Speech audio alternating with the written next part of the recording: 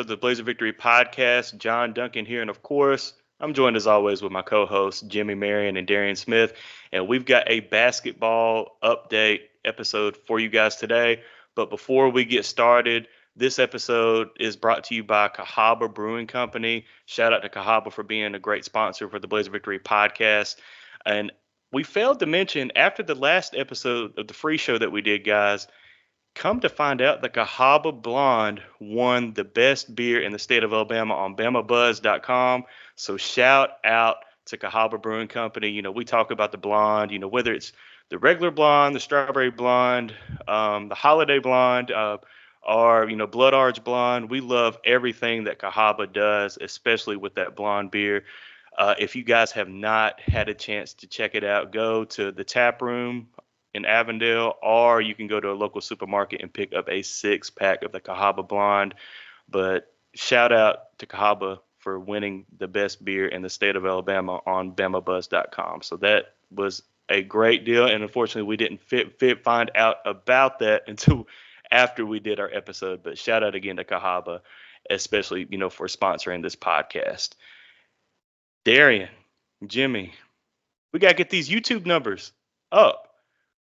Guys, if you're listening to the audio form on Apple Podcasts or Spotify, Podbean, go ahead and click that link in the show description and subscribe to the Blazer Victory Podcast YouTube channel. It's at Blazer Pod. We need to get those numbers up. If you haven't already, go ahead and grab your wife or your husband or girlfriend, boyfriend's phone. Go ahead and subscribe on their phone to get these numbers up for our YouTube channel. But thank you for everybody that has already subscribed, and you know it helps us out a lot. And turn them notifications on to where you don't miss any future episodes of the Blazer Victory podcast. And I know, you know, we've been doing the audio for 4 or so years. Hey, and we just really started doing videos on YouTube, but we've had a lot of great feedback about our video. Not that, you know, we look handsome or anything, but I mean, you can let us know that. Hey, but I'll say this too. We're not against you creating some burner accounts and subscribing. Get you a Kevin Durant burner account and then subscribe to the Blazer Victory Pod. We see all them burner accounts on Twitter or X, That's whatever right. it's called. Yeah. So for all y'all that got like 7 different UAB fan accounts, like just subscribe on all of them. We just need more faceless PFP, you know, out some people. That way you can say how you truly feel without repercussions of facing real life repercussions. So yeah, make all of those burner accounts. Throw a dragon up there and just say what you want to say. Just keep it PG a little bit, please. There you go. Yeah. And speaking of PG, hey, we're doing video. You know, Darian wants to do that OnlyFans account eventually, and we can't do that without getting these YouTube numbers up. Y'all let me know. Y'all let me know. Shout out. All right, guys. Well, officially, we have UAB basketball has added 2 transfers. So primarily this episode is going to be talking about these 2 guys and what they bring to the UAB roster for the 2024-2025 season. And maybe for the listeners or watchers, if you stick around to the end, we can maybe talk a little bit recruiting. But before we do that, Patreon.com/BlazerPod. Things are heating up, especially basketball recruiting. We're probably going to have an update later this week. So Patreon.com/BlazerPod, $5 a month gets you access to every exclusive episode that we do on the Patreon. Or if you want to get cheaper, you can pay for 12 months. You can get a yearly subscription and save 10% off your subscription. So that helps us out. We have right now 110 Patreon supporters, so that is growing as we speak. Thank you all that have subscribed and share it with your friends. And guys, if you want more Blazer Victory content, you're going to go to Patreon, patreon.com/BlazerPod. But guys, 2 names have been added to the roster, and we're going to go by these one by one and kind of talk about a little bit about their game, what they bring to the UAB basketball team for next year. But let's start first. Iona transfer Greg Damani Gordon. You know, he goes by Greg and Damani. But, I mean, this is 6'5" guard. He's averaging 16 points per game last season at Iona. The film speaks for itself. The highlight reels speak for themselves. This is a big get for UAB, especially, you know, losing a couple guards, you know, Daniel Ortiz, who decided to go back to UNA. This is a big get. And Darian, I know you've had a chance to watch a lot of film on Greg Gordon. What do you think that this 6'5" guard brings to the UAB roster for next season? Yeah, and before I get into that part of it, I just want to ask Jimmy if he had any stats pulled up just to see if it correlates with what I see with the eye test. Yeah, so in his first year at Iona, he averaged 16 points, 7.3 boards, a little over an assist a game. He's got just around 55% shooting from the field. But what really stands out for Greg Gordon for me is his rebounding. So he's an elite rebounder. I'm looking here just at his last, 5-6 games. You're looking at total rebound numbers of 10 boards, 12 boards, 12 boards, 10 boards, 10 boards, 12 boards. He's a double-double machine. So this goes back to his days at the junior college level. I'm going off the top of my head here, but I think he played like 50-something JUCO games, had like 40 double-doubles. Like at the JUCO level, he was averaging a double-double at 24 points, 10 rebounds a game. So yeah, 40, I actually wrote down 40 double-doubles in 2 seasons at the JUCO level. So this is a guy that gets after it in the offensive rebound. He does a lot of his damage, as I'm sure Darren will talk about, in the paint, in transition. So yeah, those are just a few things that I saw, Darren. And 41% from 3, that's important. So when you look at his film, you see a guy. A lot of times you hear those numbers, especially those rebounding numbers, and you think a 4. Oh, what was it that was Tyron Moore? So what was Greg Gordon's? 30, this past year, I think he was around 33% from 3. And that's decent enough based off what he gives you with the rest of his game, right? Because a lot of times you think of a 4 or you think of a 5 type of guy. When you see those numbers, those are tough. Rebounding at this level is hard. Yeah. It was a lot of games that we had where rebounding really won us the game or lost us the game, So what this is telling me is that I know he's 6'5" to me. He's tall enough. We had AJ Vasquez at 6'4" playing the 3 spot a couple of times this year. You saw lineups of EG, Butter, and AJ out there. And so what that's telling me is that you don't have to run him out as the 1 or a 2.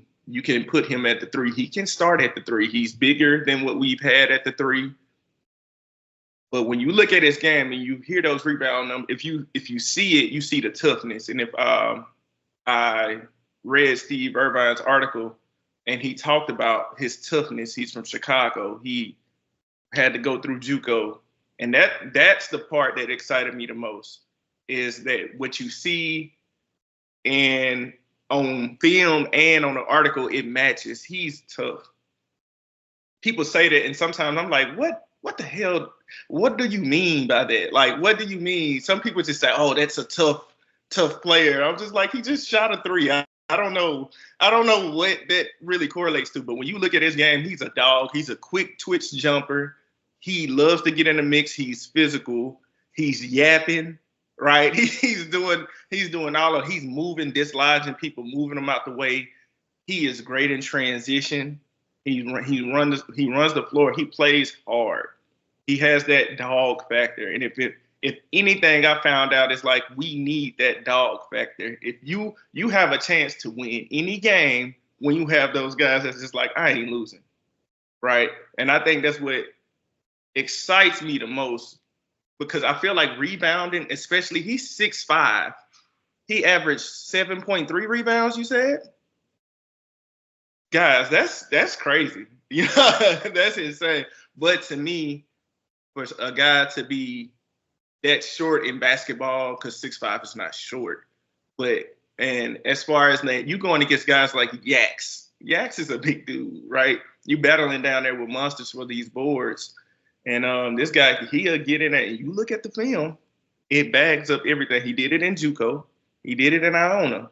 And he can do it at UAB. And I'm excited about that, man. I'm so excited because I feel like that attitude meshes well with Andy Kennedy's attitude. He seems like he brings the best out of those type of players. If you kind of go back in your shell and you kind of just quiet. You're not that type of guy. I don't think you mesh well with AK.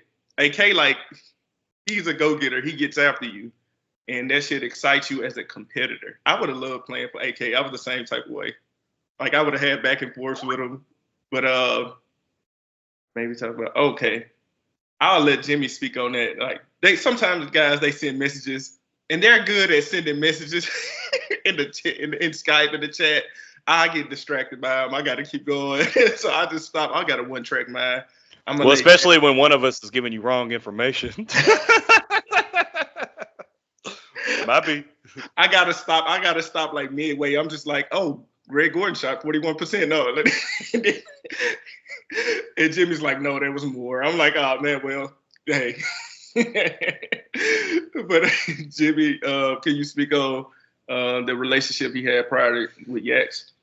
Yeah, so we mentioned a little bit about just how prolific Gordon was at the JUCO level, and in fact, he was second team All-American JUCO the same year in which Yaks was before he had came to UAB. And so when you are on those teams, those All-American teams, you become familiar with the other people that are as well. And so there was a prior relationship between Yaks and Greg Gordon going back to the JUCO days. And that was something that I didn't know. When Greg Gordon had visited us, he visited us that weekend, and they went to the football game, right, the Stallions game, and they took some photos and whatnot. And you just saw like how involved Yaks was like within his recruitment.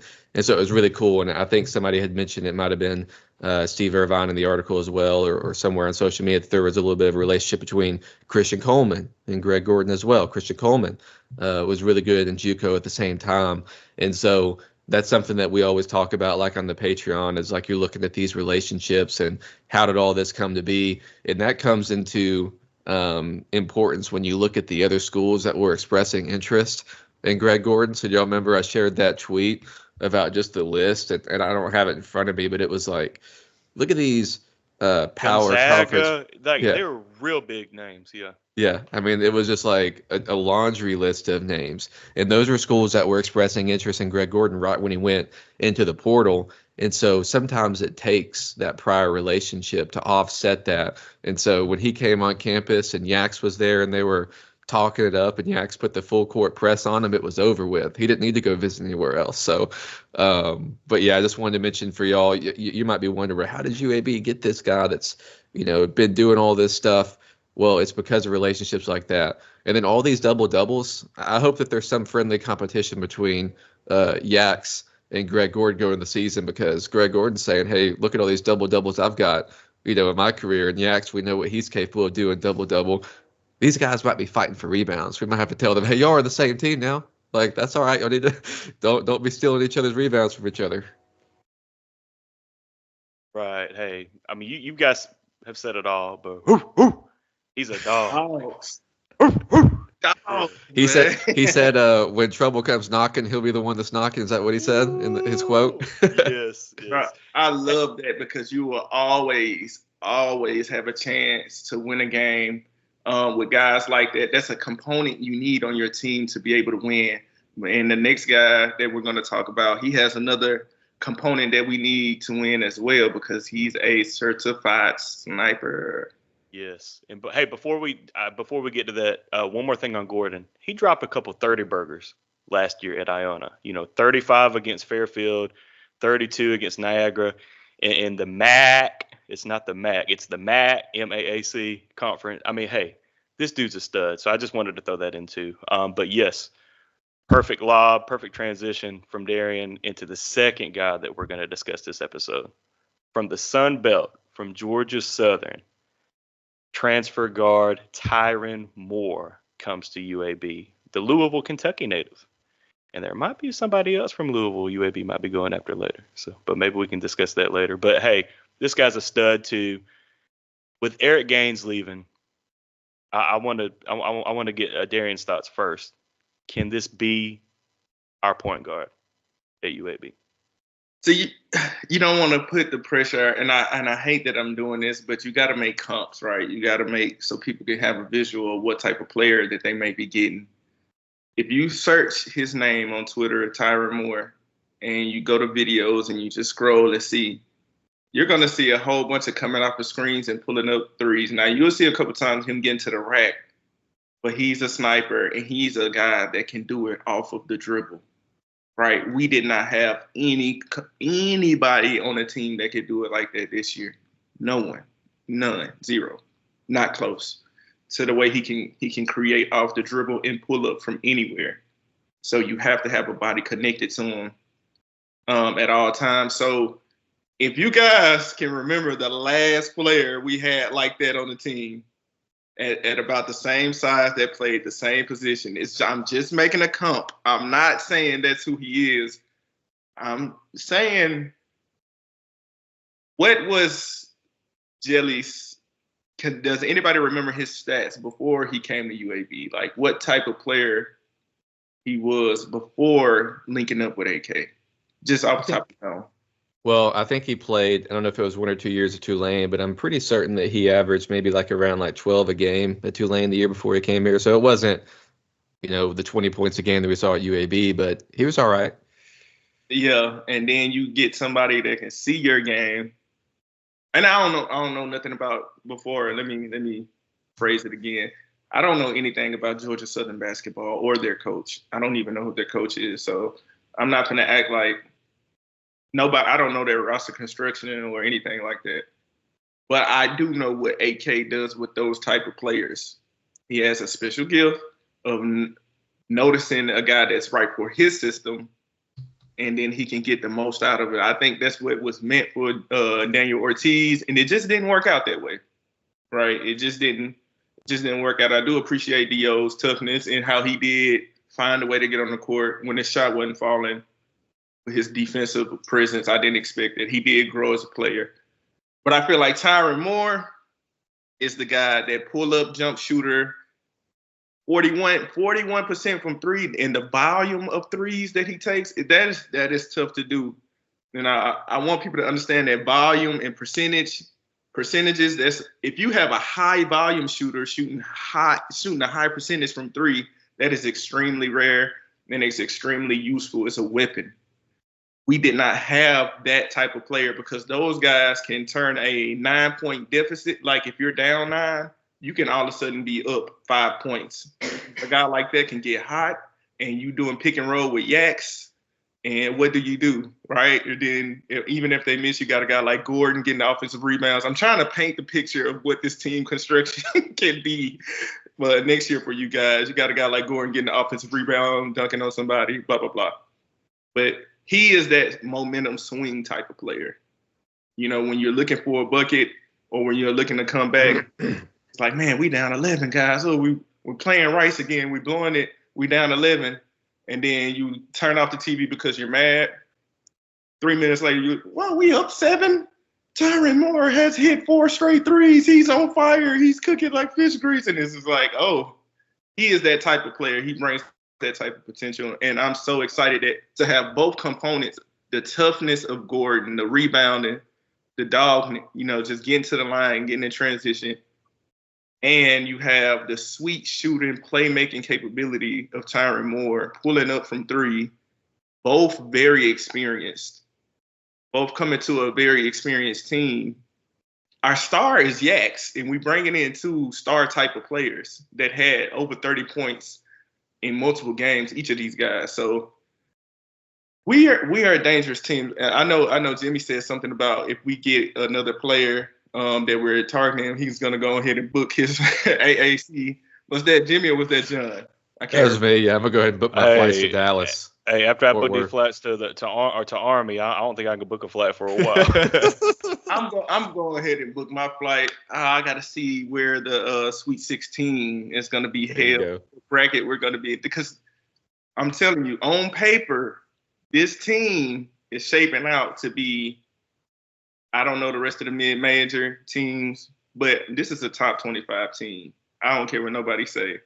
If we perform to the capability we are that we show on paper, we should be ranked in the top 25. I'm jumping off the ledge already. This is an at-bid quality team. The depth is insane.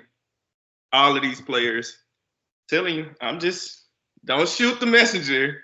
I don't know how the season will go because you have to let the season play out and it can start horribly. I don't know. On paper, with our coaching and with our talent and our experience, the experience is important too. I'm just saying, UAB Blazers top 25, top 20 team. That's just my opinion. I don't know. What y'all think? Hey, before I throw it to Jimmy, speaking of funding some airplane flights, help us out. Patreon.com/BlazerPod. Get those members up, get those numbers up, and maybe we can go to that Sweet 16 trip like Darian's just made. And hey, all seriousness, I know we're a fan podcast. But when you really do get excited about adding, especially these two guys, and maybe a potentially another couple, hopefully in the next week or so.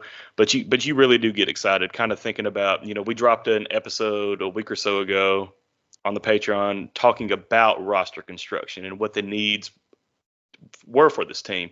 And you add two guards like this, one that's a dog that's going to go in there and rebound, and then an elite guard, a Jelly Walker-esque type of guard. You can't help but not get excited. But I'll throw it to Jimmy to get his thoughts. Yeah, I like the Jelly Walker comparison as specifically as it relates to the 3-point shooting. So Darian got me curious to look at some of the numbers here because I was thinking, by the way, Jelly did average right at 13 points a game at Tulane the year prior to coming to UAB.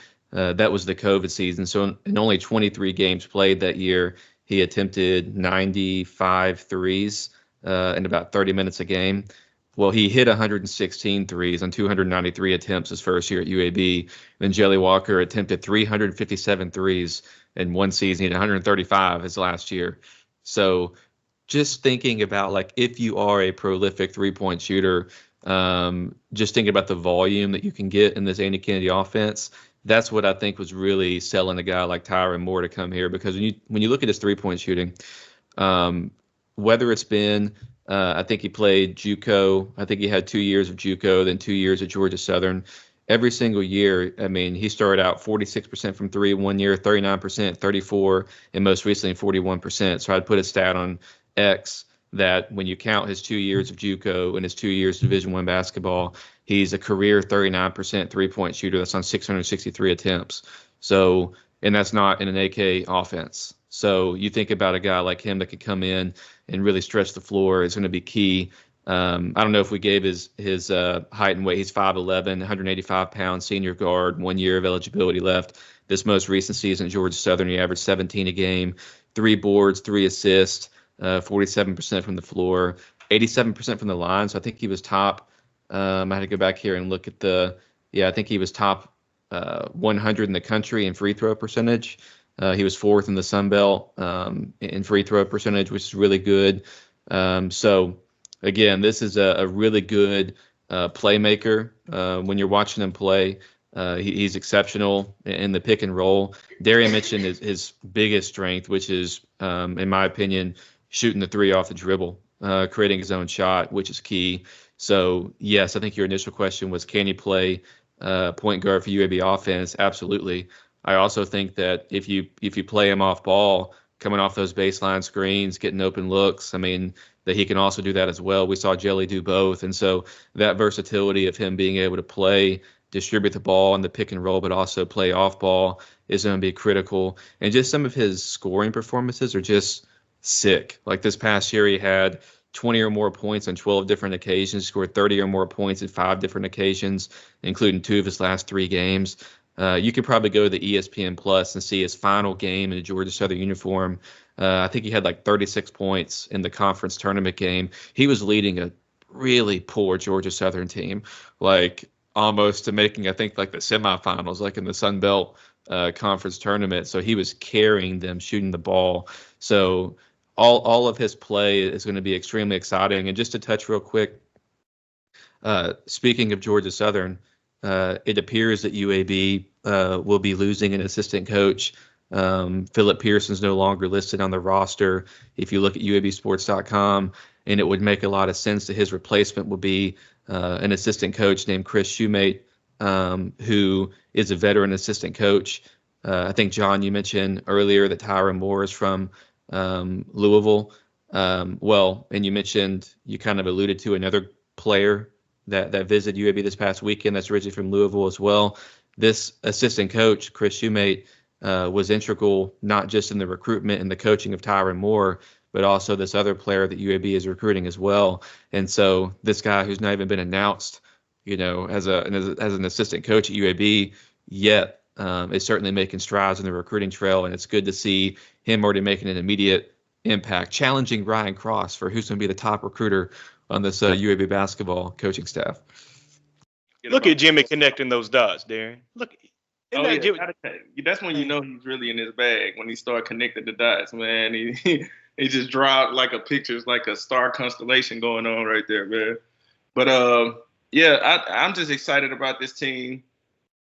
At a certain point, you just stop running out of guys to defend all of these guys. You think about Christian Coleman and how he improved on the boards and his playing transition in the midi he developed. Of course, you got Yaks on the offensive end. How AJ led us into a conference championship. Big shot Butter. We know all about Butter, right? And then you bring in a guy like Tyron Moore. I mean, just spoke about it. We just spoke about Greg Gordon. We still got Jabari McGee that's coming in from JUCO. He's number 3. Hey, guys, he's just the number 3 JUCO player out there. Like, he is a blur, and he is probably going to be the most athletic guy on the team, maybe. He is one of those guys, right? So, and then I'm just talking about offensive threats. That's why I didn't put TT on there, because TT is more of a dirty work glue guy. But that's already just the guys I named out. Was that 8 guys right there? I believe that. It's a bunch. Yeah, it's a bunch. It's at least 7, yeah. 7 guys that's offensively can all attack you in different ways, and 8 guys that's playable in rotation. So if we add another big, maybe, to that we add another big or maybe another wing, this team is all of a sudden like 10, 11, maybe another dynamic guard that may be kin to a star player that plays at UAB. So just think about this for a second. Like, we know who departed, most notably Eric Gaines, as he pursues his professional opportunities. But these 2 guys that we're talking about right now, one of them averaged 17 points a game. The other one averaged 16 points a game at Division I level.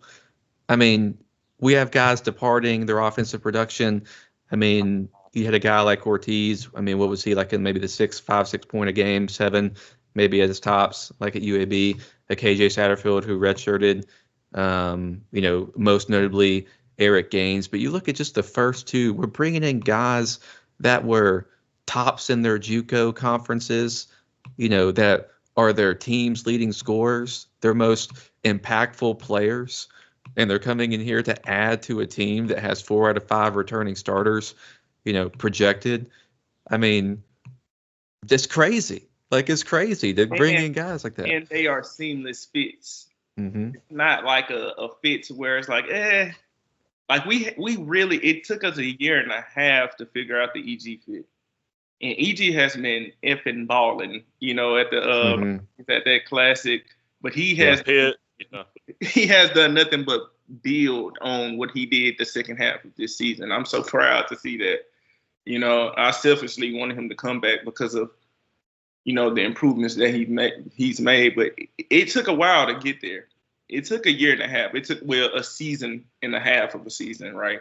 So we only got we only got a half a season out of this optimized version of EG, right?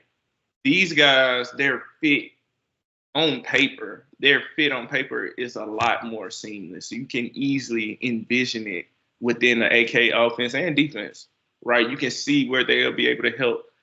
You can see both of these guys starting, right? I can see a lineup of maybe more, take your pick at the 2. I mean, Butter, AJ, and then I can see Gordon at the 3, Yaks at the 4, CC at the 5, right? it's so many ways you can go with this, right? That I think training camp for the basketball team is going to be highly competitive, highly competitive, because all these guys can play, especially if we bring in 2 more guys that can compete.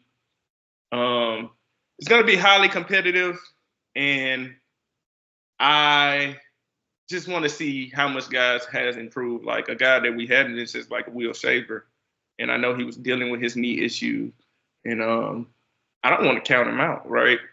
He came in, he was a decent emergency big for us in moments. So does he improve? He already looks slimmed down on some of his pictures that I've seen. I'm looking for a healthier version of Will Shaver to see what he can add to this squad. I feel like this team is going to be a special team. When you look I totally agree. I think the funniest thing, just kind of to bring this home for me, is right now we're in April, right? And really the biggest issue that we're going back and forth on, like I see on social media, message board, whatever, is like, how are we going to fit all these people together? We have too much talent, too many good players. Well, hey, welcome to the big leagues, because this is what the top 25 teams have to deal with every year. This is what it's like to be a really good, nationally relevant team. Is what are we going to do with all this talent? How are we going to make all these pieces fit? Well, guess what? We can talk about it all summer, but we don't have to worry about it because we don't get paid to have to worry about that. Let our guys AK and Cross and Rob Williams and our new coach and all those guys have to deal with all the pieces. And Darian hit on some of that versatility. Is like, oh, you want to play Memphis and they're going to start, 3 guys that like they have all length. Okay, we'll slide, Christian Coleman down to the 3. We'll throw Yaks and we'll throw another big at you, and then we'll have a guard that'll, keep you honest from 3. Oh, we want to go small. We're playing a smaller team. Okay, we can go small too. You can play 4 guards. You can go small ball 4. You want to, you can have Tyron Moore coming off the pick and roll with the bigs. You can bring them off screens. You can have all this versatility, and like that's what the recipe for winning games, not just in the regular season, not just in conference, but getting to the NCAA tournament, where you see, oh, we're matching up with who, and they look like what, and they play this style of ball. Okay, well, that might not be what we've been doing all year, but we can throw it out there because we've got the pieces to like go, one-on-one for that, matchup. So anyways, that's what gets so exciting. And we're going to definitely continue to hit on a few of these targets in the coming weeks. We did have a big visit from St. Louis. He's actually started his career off at LSU, where he played with Gaines, went to Georgetown, went to St. Louis. He averaged 12 and 6 this past year there, 6'9", 265, back to the basket, but he's still, he's got a nice spin move. He's pretty athletic. Like, he'll just throw it down. He can block. He can really do it all. He's a guy that, UAB is in the mix for. We had a really, athletic, younger forward from Louisville, where there's a connection with Tyron Moore and this other coach that we're bringing in. That was a top 100 recruit who visited this past weekend. Who's in the mix for UAB. You've got the number 1 junior college player in the country, big man that played with Jabari McGee, who Darian mentioned earlier, who's set to visit here in a couple of weeks. He's coming off a visit at Florida State. We're just getting started. And don't worry, we got Yax's cousin. I'm gonna have a party. I don't care if y'all don't show up. If we get Yax's cousin, I don't care. That's the kind of stuff. I'll go on my whole thing about that later. But we're just getting started, and definitely keep subscribe, engage with us on social media, and then, subscribe to the Patreon, because we're talking basketball, we're talking hoops, and this is when we really get into the weeds here in the months of April, May, when everybody else is sleeping, saying this off season. This is just when we're getting started. Yes. Appreciate it, because we could possibly be in our era. This could be our time. I'm it. I'm on the hype train, man. I'm finna get the anticipation going. This could be our golden moment coming up. I know Jimmy, we have so many times talked about how us at UAB have failed to live up to the moment. That moment to where we can build momentum, we can build off of. And it's like we get there, football, basketball, we get there, and it's like, we let down, and we wonder about fan support, and we wonder about momentum and donations, NIL, just the overall interest, right? This could be our moment, and I know we will start the year off hyped. I know you guys are buying season tickets, right? Like, not you guys, but the listeners. I know you guys already are. I know y'all buying season tickets. I know we are all hyped. I know it's gonna be packed out every game, so I expect that. And I'm just anticipating a very, very special year for the basketball team, and hopefully we can get that in football as well. Ski yeet. Let's go, baby. Let's go. But yeah, I know we got to wrap 36 minutes. Football, really quiet from that front, but hopefully this week or next week we can start to hear some noise. So, but yeah, patreon.com/blazerpod, where we should have more recruiting content for you Patreon subscribers, hopefully later this week. But Jimmy, go ahead and send us out until next time. Just Blaze, everybody. See y'all. Have a good week.